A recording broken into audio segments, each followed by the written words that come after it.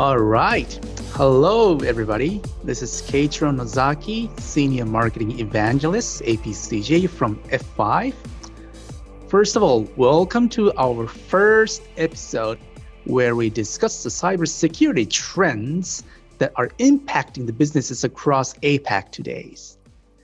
And throughout all of these series, we hope to shed some lights on trends that all of us need to understand around the cybersecurity game plans.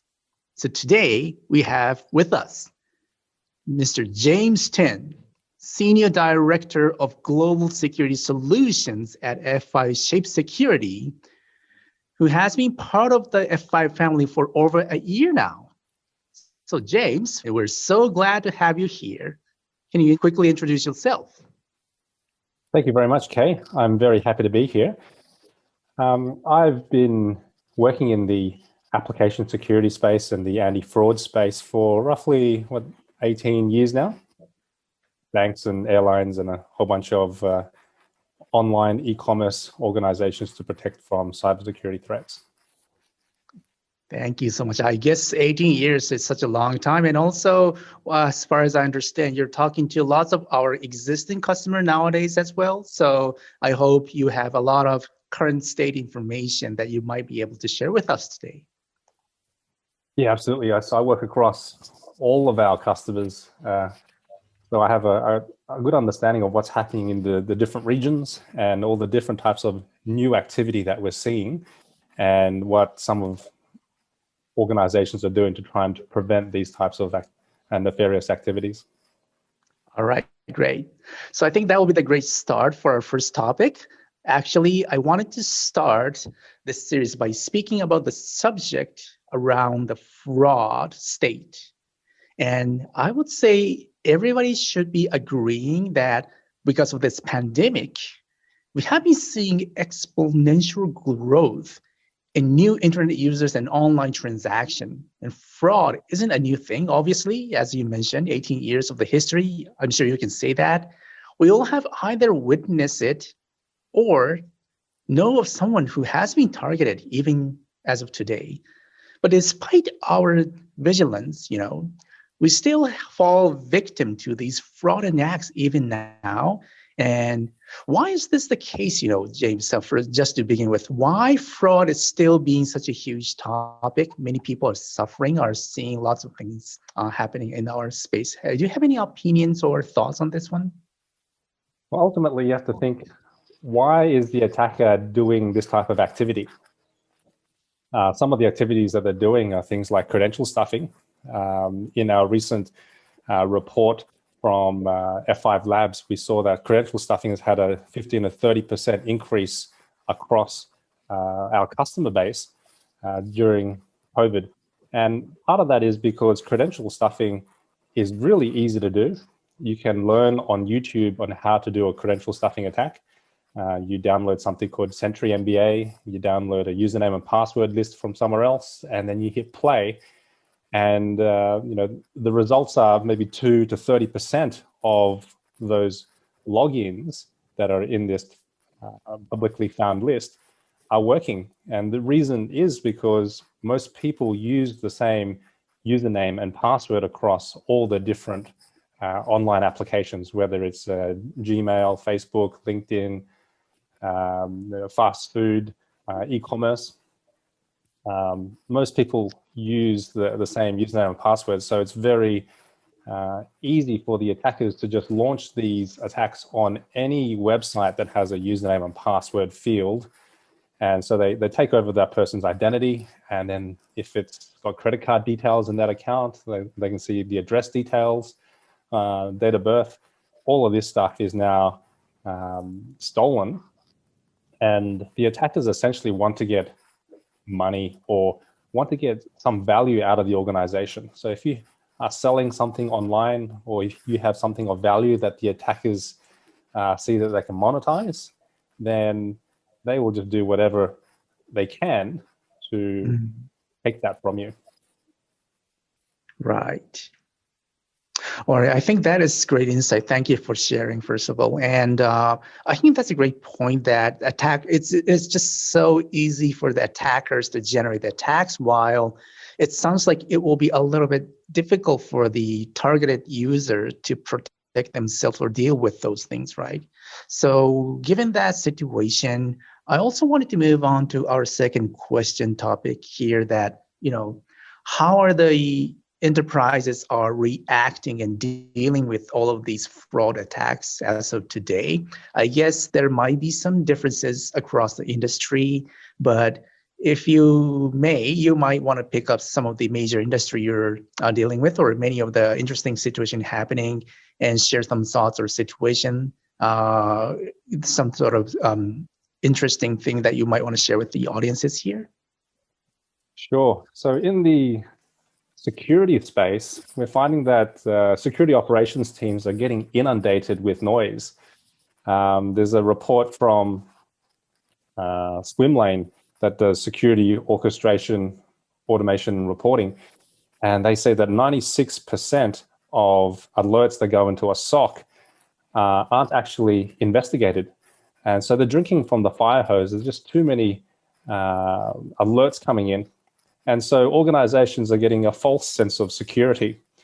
We're also seeing that the attackers have a really high desire to take what they can't get access to. So that type of value. So that could be money, that could be points, that could be access to personal information, which then they could sell. And so the attackers are really determined. And they're leveraging artificial intelligence and machine learning to bypass security controls that organizations have put up. So for instance, things like capture and recapture. Even Google says that a human can get through recapture about 1/3 of the time on the first go. And so that means 2/3 of users are actually getting a lot of friction. From an attacker perspective, they can get through with 99.6% accuracy. And so for them, they just leveraged an API that might leverage humans or might leverage AI and ML, and it'll solve that recapture for them. And so it's not a speed bump for the attackers at all, but it is a massive speed bump for legitimate people.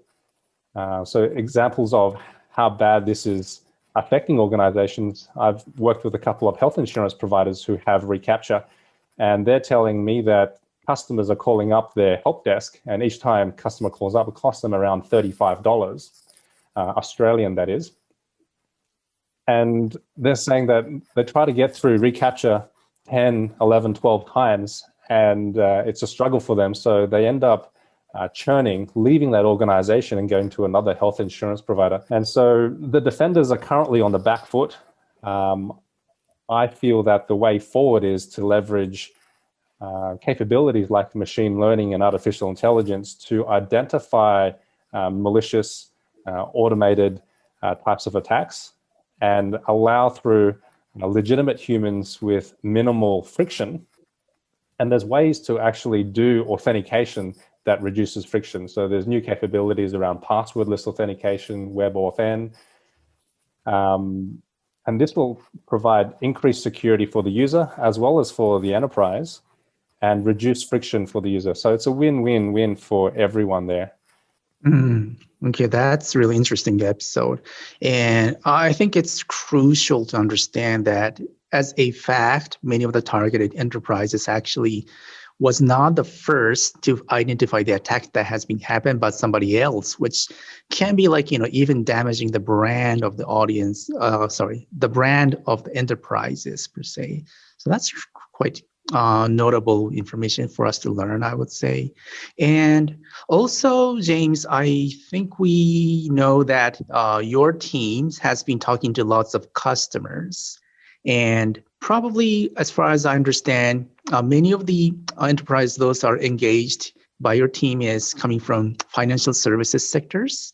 And I would say that will be one of the most critical industry in terms of the data and the application that they are leveraging in on their day-to-day businesses, becoming really crucial for their businesses, and their financial services itself is crucial for our daily lives. So would you like to would you like to share some of the insights or state of the financial services industry when it comes to the fraud and situation as of today? Sure. So financial services is considered a critical piece of critical service to the country. So there's a huge impact if the banks get targeted and you're offline. Not only impact to the banks, but to all the businesses that do transactions, to payments, electronic transfers. What we've seen is the attackers are leveraging machine learning and artificial intelligence to bypass the security controls that have been put up by the banks. And what we're finding is it's with the tools available, like a real-time phishing proxy, they can bypass web application firewalls, IPSs, IDSs, network security controls, even anti-fraud controls, and controls that are designed to identify humans versus non-humans. So they're like bot management controls. And even something like a one-time password, if you're using an SMS one-time password or an app-based one-time password or a physical token, something like a real-time phishing proxy is able to intercept these, and then the attacker has access to these codes and can log in and do fraudulent transactions as the targeted individual. So it's very difficult as a bank to identify this because it's passing through the traditional security controls and it looks completely legitimate. Oftentimes, the bank will only realize that this is happening after the fraudulent transaction has occurred, and they have to try and claw back. But with changes in the way that the financial institutions work now, you have real-time payments. You only have a few seconds to make a decision on whether to allow or to deny that payment. And often it's already too late by the time they realize it was a fraudulent request. All right, that sounds great. Thank you. So I think that's a really interesting situation that we can identify from the financial services. Obviously, some similarity for other industries as well. But toward the end of this session today, I also wanted to quickly touch about your insight and what are you foreseeing for the next few years evolution around this space and markets. So would you like to share some of your thoughts on this one, please? Sure. So what I believe with the trending nature of security and anti-fraud capabilities, I think it needs to move towards automation and leveraging machine learning to identify the differences between the legitimate and illegitimate. The security teams are being inundated with a bunch of noise. The fraud teams are getting a whole bunch of data, but there's so much data there that you really need something to process that data intelligently, and then the human can look at the results, or the human can change the models to feed back information on what is real fraud, and then adapt the machine learning models. So I think that's the way to go forward, and we see a lot of anti-fraud capabilities that are touting this at the moment. So I think that's a big growth space. Okay, thanks for that. I think, yeah, it's really interesting to say that because, at the beginning, you mentioned that attacks are leveraging lots of technology to make them more powerful and impactful attacks. And I slightly feel like some of the recommendation can be like, we also leverage a similar or same technology to fight against those attacks. That's really interesting, but it truly makes sense as well. So that's interesting. Thanks for that. And as a last things, I wanted to ask you any other last final comments, thoughts, recommendations for the listeners of the session before we close off? Sure. So we talked about F5's capability around anti-fraud and anti-automation. So what we've done is we've made a core component which comprises of those products, Device ID Plus, available to the listeners of this podcast at no cost. If you're a web development organization and ran a team of software engineers, you could build something like this yourself. However, you'll need to constantly update it to take into consideration new browsers and endpoints connecting, and update the machine learning engine to get new insights. We're doing this for you, and we're offering it without cost. You can go onto the F5 Cloud Services portal and sign up. And all you need to do is deploy a piece of JavaScript code onto your website. And what that does is it scours all the clients that come into your website, and it provides telemetry to F5 Shape. And then we can provide all this reporting on who the users are coming in, what they're doing in terms of their device. So we can tell you things like X amount of devices coming in, but of these devices, they're having, let's say, 5 or 10 legitimate users logging in from that one device. Now, if you have 2 or 3, that might be legitimate. You might have an iPad or something within a family household, but if it's above 10, then that definitely looks like it's nefarious. It could be that a human is in a click farm and they're doing manual credential stuffing against your assets. So when they're doing manual attacks, it's bypassing the security controls that are designed to look for automation. And so this visibility is something that's key to the customers that we're working with, and we're providing this at no cost. Thanks, James. I think that's really great because, especially given that, today in this session, we also discuss about some of the issue that many of the enterprises are suffering is all because of the lack of the visibility per se. So yeah, that will be really game-changing solution for the listeners to get an access to, where you just mentioned, right?